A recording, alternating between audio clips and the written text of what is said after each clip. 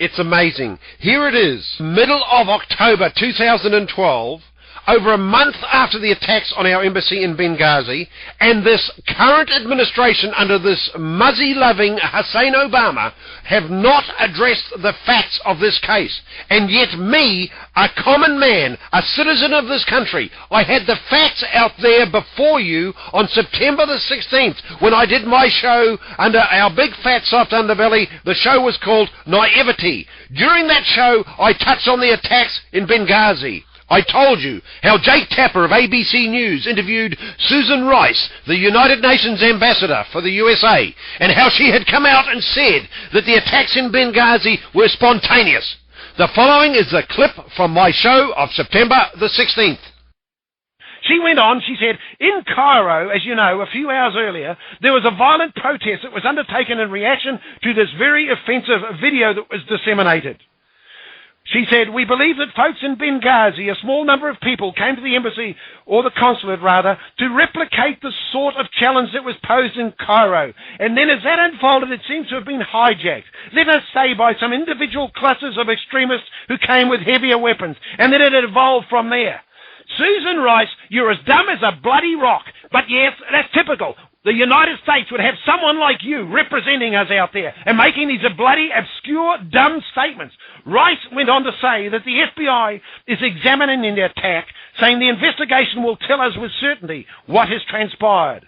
Rice's account directly contradicts Libyan President Muammar Gaddafi, who said this weekend that the attack was premeditated. The Libyan president said it was planned, definitely. It was planned by foreigners, by people who entered the country a few months ago, and they were planning this, the criminal act, since their arrival. It's not a criminal act, it's a bloody terrorist act. Rice said there were no Marines present to protect the consulate in Libya, saying that the US presence in Libya is relatively new since the revolution that overthrew former dictator Gaddafi. No Marines were present to protect a US embassy in a bloody war zone? Is that not politically correct madness?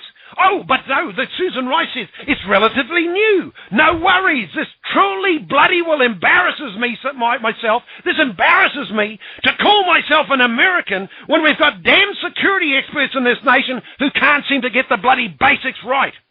There are not, she goes on, this dopey bloody Rice goes on, she says there are not Marines in every facility. That depends on the circumstances. That depends on the requirements, she said. Our presence in Tripoli, as is in Benghazi, is relatively new, as you'll recall. We've been back post-revolution only for a matter of months. But Rice said there was a substantial security presence at the consulate in Benghazi, noting that 2 of the 4 Americans killed there were providing security. We certainly are aware that Libya is a place where there's been increasingly some violent incidents. The security personnel the State Department thought were required were in place. It obviously didn't prove to be sufficient, though. But she says this. She says the President has been very clear. The protection of American personnel and facilities is and will remain our top priority. And that's why we've reinforced our presence in Tripoli and elsewhere. Let me tell you this, Susan Rice. Let me tell you this. We do not need you to tell us how serious our President is towards overseas personnel and their security. We saw it for ourselves this week. While the embassies were being attacked, while their staff were missing, this piece of shit Muzzy lover continued to campaign in Vegas. This week, while we commemorated 9/11 in tranquil peacefulness stateside, offshore, our embassies were being desecrated, while worst of all, our fellow citizens, our Libyan ambassador and his staff were being tortured, brutalized, and put through vicious agony and cruelty by savage barbarians. My pain, albeit insignificant compared to that suffered by those killed, comes from the pathetic, the inept and traitorous actions of our current administration on so many levels. But firstly, from that traitorous piece of crap, Hussein Obama, who sided with the enemy, who tiptoed through the flowers and continued to show his gross inadequacies as a leader, once again allowing the great Republic of the USA to be set upon the operating table of open denigration from those abroad and those within these borders who want to hate this country. This usurper could not wait for the vile photo opportunity where he and Hillary Clinton, with arms around each other, wrung every ounce of funereal expression, pandering platitudes out of the arrival of the ambassador's body back on U.S. soil. I hail Mitt Romney for being proactive and verbally smacking the idiotic statement that came from the embassy in Egypt on 9/11. The statement said, The Embassy of the United States condemns the continuing efforts by misguided individuals to hurt the religious feelings of Muslims, as we condemn efforts to offend believers of all religions. If anyone did their homework, they would see that the statement related singularly and totally to the attack on the Egyptian embassy in Cairo. However, our mean-slime media managed to tie this statement to the ensuing attack on the Libyan embassy as they all scrambled to fall over one another to attack Romney. The mean-slime media are traitors to the land in which they live. They see nothing wrong in whatever Hussein does or says.